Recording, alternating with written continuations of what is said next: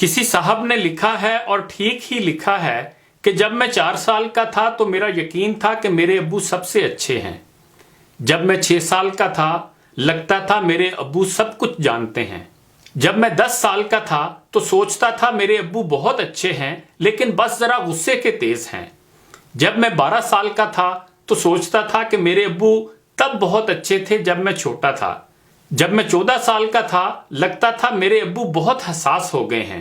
جب میں 16 سال کا تھا تو سوچنے لگا کہ میرے ابو جدید دور کے تقاضوں سے آشنا نہیں ہیں۔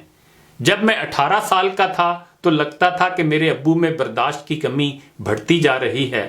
جب میں 20 سال کا تھا تو معلوم ہوتا تھا کہ میرے ابو کے ساتھ تو وقت گزارنا بہت ہی مشکل کام ہے۔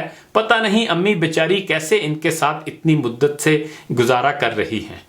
جب میں 25 سال کا تھا لگتا کہ میرے ابو کو ہر اس چیز پر اعتراض ہے جو میں کرتا ہوں۔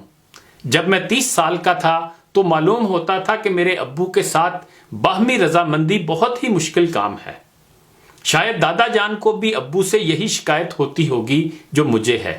جب میں 40 سال کا تھا تو سمجھ آنے لگی کہ میرے ابو نے میری پرورش بہت ہی اچھے اصولوں کے ذریعے کی۔ مجھے بھی اپنے بچوں کی پرورش ایسے ہی کرنی چاہیے۔ جب میں 45 سال کا ہوا تو مجھے حیرت ہونے لگی کہ ابو نے ہم سب کو کیسے اتنے اچھے طریقے سے پالا پوسا۔ جب میں 50 سال کا ہوا تو سوچنے لگا کہ میرے لیے تو بچوں کی تربیت بہت ہی مشکل کام ہے۔ پتہ نہیں ابو ہماری تعلیم و تربیت اور پرورش میں کتنی اذیت سے گزرے ہوں گے۔ جب میں 55 سال کا ہوا تو خیال آنے لگا کہ میرے ابو بہت دانا اور دور اندیش تھے اور انہوں نے ہماری پرورش اور تعلیم و تربیت کے لیے بہت ہی زبردست منصوبہ بندی کی تھی۔ جب میں 60 سال کا ہوا مجھے احساس ہوا کہ میرے ابو سب سے اچھے ہیں۔ غور کیجئے کہ اس دائرے کو مکمل ہونے میں کتنے سال لگے اور بات آخر میں پھر پہلے والے مقام پر آ گئی کہ میرے ابو سب سے اچھے ہیں۔ حقیقت بھی یہی ہے کہ ہمارے والدین اچھے ہی ہوتے ہیں۔ وہ کبھی جان بوجھ کر ہم سے کچھ برا نہیں کرتے۔ ہاں ان کی کچھ مجبوریاں ہو سکتی ہیں کیونکہ وہ جنم تو دیتے ہیں، کرم خدا ہی دے سکتا ہے۔ ہماری تقدیریں تو خدا کے ہاتھ میں ہیں۔ پھر کچھ اچھا برا ہو جانے پر ماں باپ کو قصوروار کیوں ٹھہرانا؟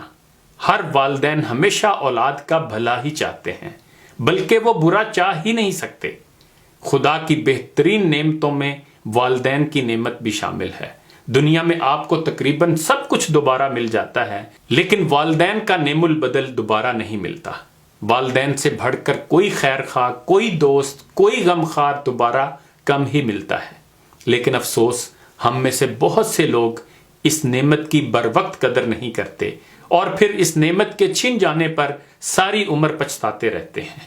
آئیے ہم اپنے والدین سے بہترین سلوک کریں، ان کے سامنے اف تک نہ کریں، ان کی خوب خدمت کریں قبل اس کے کہ بہت دیر ہو جائے۔ اللہ کریم ان کا سایہ ہمارے سروں پر سلامت رکھے، آمین۔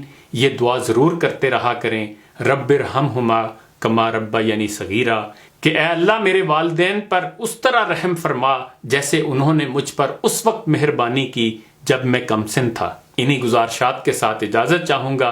اپنا خیال رکھیے گا۔ آخر پر ایک شعر بھی سن لیں۔ گھر کی اس بار مکمل میں تلاشی لوں گا، غم چھپا کر میرے ماں باپ کہاں رکھتے تھے۔